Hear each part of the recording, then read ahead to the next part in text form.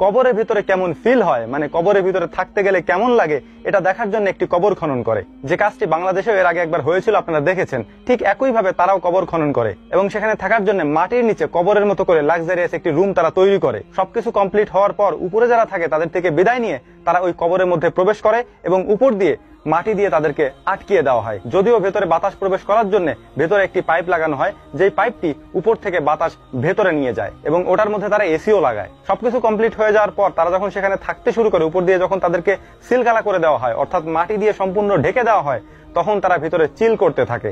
চিল বোঝেন তো? তারা সেখানে নাচতে থাকে, গান গাইতে থাকে, ফোন টিপতে থাকে এবং একটা সময় পর তারা বুঝতে পারে যে তাদের আর এখন করার মতো কিছু নাই। তারা বোরিং হতে শুরু করে। তারা বলতে থাকে যে আমরা এখন বের হইতে পারলে ভালো হইতো, বাইরে যেয়ে ঘুরতে পারলে ভালো হইতো, এটা তারা বলতে থাকে ভিডিওতে। ঠিক ওই সময় সেখানে প্রচন্ড পরিমাণে ঝড় শুরু হয়। অর্থাৎ তারা 24 ঘন্টা সেখানে থাকতে চেয়েছিল, 7 থেকে 6 ঘন্টা যাওয়ার পরপরই সেখানে প্রচন্ড পরিমাণে ঝড় এবং বৃষ্টি শুরু হয়। এই ভিডিওটি আমি বেশ কয়েকবার দেখার চেষ্টা করেছি যে এটি কি ফেক কিনা, অর্থাৎ ওদেরই নিজেদের তৈরি করা কিনা এই ঝড় বৃষ্টি। দেখলাম যে না, এটা ওদের তৈরি করা না, কারণ আমি অনেকবার দেখার চেষ্টা করেছি এবং আইডেন্টিফাই করার চেষ্টা করেছি এটা কি আসলেই ওদের তৈরি করা নাকি ন্যাচারালি আল্লাহ তাআলা প্রদত্ত যে ঝড় বৃষ্টি সেটি কিনা। সেটিই হয়েছিল এবং এত পরিমাণে ঝড় এবং বৃষ্টি হয়েছে যে জায়গাটাতে ওরা কবর খুঁড়েছিল, জায়গাটা একটু নিচু, যে কারণে পানিতে সে জায়গাটা ডুবে গিয়েছিল। আর ভেতর থেকে ওরা চিৎকার করতে থাকে এবং এরপরে ওদেরকে ওখান থেকে উদ্ধার করা হয়। এরপরে ওরা হসপিটালে ভর্তি করা হয়। বেশ একটা মানে ওদের এলাহি কাণ্ড আর কি এই ভিডিওতে।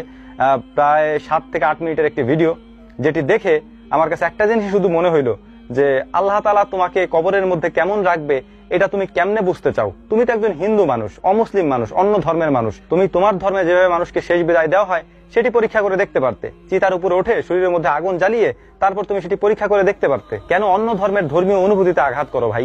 দরকার আছে কোনো? একটা কথা আছে না, আল্লাহ তাআলা ছাড় দেন, ছেড়ে দেন না।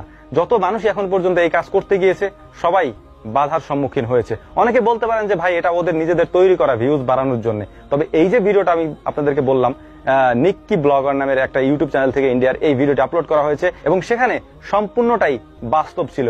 অর্থাৎ ওরা ভেতরে যাওয়ার পরে বাহিরে যা ঘটেছে এবং যা হয়েছে তার সম্পূর্ণ, অর্থাৎ প্রাকৃতিকভাবে যে ঝড় বৃষ্টি হয়েছে তার সম্পূর্ণটাই আল্লাহ তাআলা প্রদত্ত এবং এটা ওদের জন্য এক ধরনের শিক্ষাও বলা যায়। আল্লাহ তাআলা মানুষকে কবরের মধ্যে কিভাবে রাখবেন এটা আমরা বলতে পারি না, আল্লাহ তাআলা ভালো জানেন। আলমে বারজাখের জীবন সম্পর্কে আল্লাহ তাআলা ভালো জানেন।